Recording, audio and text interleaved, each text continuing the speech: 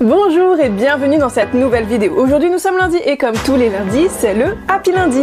La question du jour, comment trouver de nouvelles idées pour mes posts sur les réseaux sociaux? A tout de suite.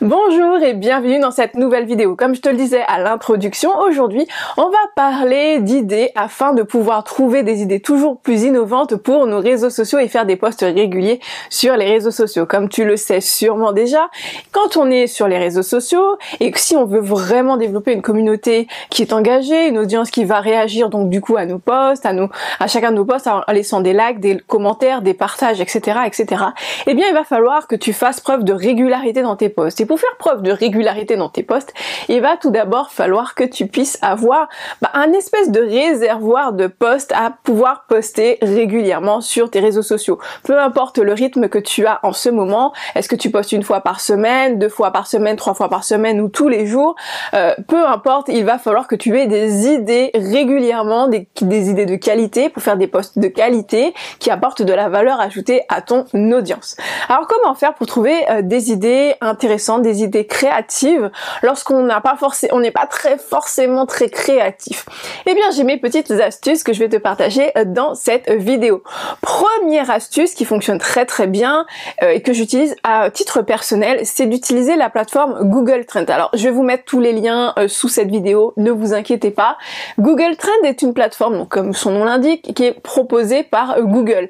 Cette plateforme te permet de savoir en temps réel quelles sont les recherches les plus demandées sur Google. Ainsi, tu sais, par exemple, dans ton secteur d'activité, qu'est-ce qui est le plus couramment demandé sur la plateforme. Par exemple, à titre d'exemple, le Happy Lundi a été créé tout simplement sur la base suivante. Je réponds aux questions les plus fréquemment posées sur mes réseaux sociaux et sur ma plateforme. Mais tu peux très bien, au début de ton activité, au début ou de la développement de tes réseaux sociaux, tu vas te poser la question, mais qu'est-ce que je peux partager dans un premier temps? Eh bien, si tu te poses cette question, va sur Google Trends, tu verras, tu as toutes les questions du monde, en France et à l'international qui sont posées sur Google, mais tu peux également chercher par secteur d'activité, par exemple le digital, le marketing digital, la mode, la beauté, peu importe le secteur dans lequel tu te trouves, tu vas pouvoir trouver les questions les plus fréquentes dans ton secteur d'activité, et ça c'est vraiment très précieux parce que du coup tu vas pouvoir répondre aux questions que les gens se posent régulièrement. Et en parlant de questions fréquemment posées, il y a également la plateforme qui s'appelle Quora. Cette plateforme, encore une fois, je mets le lien dans la barre d'infos. La plateforme Quora est une plateforme spécifiquement conçu, donc c'est une espèce de forum général, un grand forum sur lequel tu peux t'inscrire afin d'avoir les réponses à tes questions, mais aussi de pouvoir observer dans ton secteur d'activité. Donc moi, pour ma part, je m'abonne au groupe qui parle de thématiques que je traite, par exemple les réseaux sociaux, le marketing digital, l'innovation digitale, la nouvelle technologie, etc. Et du coup, je vais observer quelles sont les questions les plus fréquemment posées, puisque justement c'est une plateforme où on pose des questions. Donc du coup, je vais observer quelles sont les questions qui sont les plus fréquemment posées afin de voir un petit peu s'il y a des questions auxquelles je n'ai pas encore répondu, des questions qui peuvent intéresser ma communauté également, puisque quand j'observe, par exemple dans mon groupe Facebook, eh bien il y a des questions qui sont fréquemment posées, que lorsque les questions fréquemment posées sur Quora et les questions fréquemment posées sur mon site web, sur mes réseaux sociaux, sur mon groupe Facebook, etc. se rejoignent, eh bien j'en fais une vidéo, puisque justement c'est une question qui est fréquemment posée. Comme par exemple ici, là c'est une question qui a été posée régulièrement dans le groupe Facebook, et du coup j'en fais une vidéo, ce qui permet de répondre à une question qui va intéresser forcément mon audience, qui va forcément réagir à mon post, puisque forcément ça les intéresse.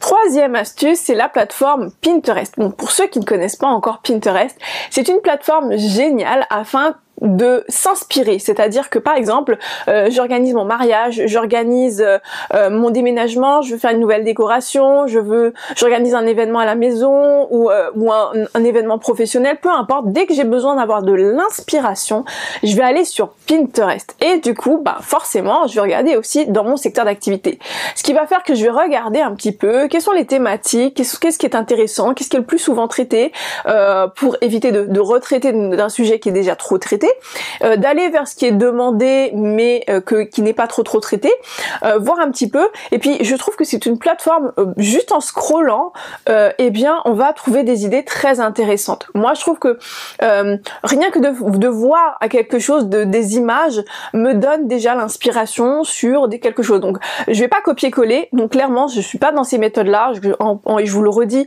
je le dis et je le redis, ne copiez-collez pas les thématiques des autres. Il y a des gens qui travaillent énormément pour ça, ne faites pas ça, vraiment, encore une fois, ne le faites pas.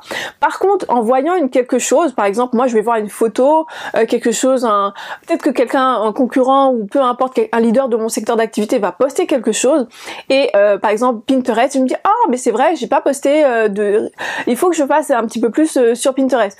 Ou le fait de voir une photo, une image va me donner une idée qui va être tout autre et c'est juste une inspiration. En fait, faut vraiment activer votre cerveau et le fait de naviguer un petit peu sur Pinterest, j'avoue que ça me donne beaucoup d'idées, mais alors qui à 99% du temps n'ont strictement rien à voir avec ce que j'ai sous les yeux, mais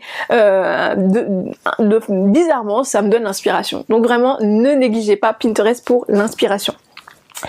Quatrième astuce, regardez ce que vos concurrents et les leaders dans vos concurrents, pas n'importe quel concurrent, pas les concurrents qui ne réussissent pas sur les réseaux sociaux bien entendu, mais ceux qui sont des leaders et des leaders qui sont en avance, sont vraiment de très loin en avance sur vous, parce que tout simplement, eux, ils ont déjà eu des obstacles, ils ont déjà étudié le sujet, etc. Donc forcément, eux, ils savent déjà, ils sont déjà en avance sur vous. Donc essayez de voir un petit peu ce que les sujets que vos concurrents traitent, pour voir un petit peu quelles sont les choses qu'ils ne traitent pas, afin de justement pouvoir les traiter. Ou au contraire, s'ils traitent d'un sujet régulièrement, peut-être qu'il y a un intérêt quelconque à ce sujet-là. Donc regardez un petit peu ce que vos concurrents, mais surtout les leaders de votre secteur d'activité, peut-être même les leaders à l'étranger font, afin de mieux proposer du contenu de qualité à forte valeur ajoutée à votre audience. Et dernière astuce, et pas des moindres, c'est tout simplement, une fois que vous avez du contenu, vous avez commencé à poster du contenu de qualité à forte valeur ajoutée, comme je vous le conseille très souvent, eh bien c'est le moment de regarder vos analytics. Les analytics vont vous mettre sur la voie sur ce que votre audience apprécie et n'apprécie pas dans ce que vous proposez comme post. Par exemple, lundi je vais faire un post, mardi je vais faire un post, mercredi je vais faire un post. Ce seront des posts qui seront complètement différents. Et ce que j'aime bien appeler mes crash tests, c'est quand je fais un post que je sais que j'ai jamais testé avant et que je vais voir quelle est la réaction de mon audience par rapport à ce post-là. Eh bien, je vais regarder dans ces 3 posts, dont le mardi ça va être un crash test par exemple. J'aime bien placer mes crash tests entre 2 posts que je sais qu'ils vont fonctionner très bien, puisque les analytics m'ont déjà montré plus A plus Z que ça fonctionne très bien. Eh bien, je vais observer un petit peu quels sont les types de posts que je fais qui génèrent le plus d'engagement. Par exemple, je fais un post un jour avec de l'inspiration, avec tel ou tel texte, avec tel visuel. Et bien, à chaque fois que je fais ce type de visuel, et bien, je m'aperçois qu'au bout d'un certain temps, et bien, à chaque fois, il y a de l'engouement, il y a des likes, il y a des partages plus que d'habitude. Regardez pas non pas ce qui fonctionne de façon de façon platonique, mais plutôt qu'est-ce qui sort vraiment du lot. Si par exemple vous avez l'habitude d'avoir 100 likes par post, et ben celui qui sort du lot c'est celui qui a 200 likes.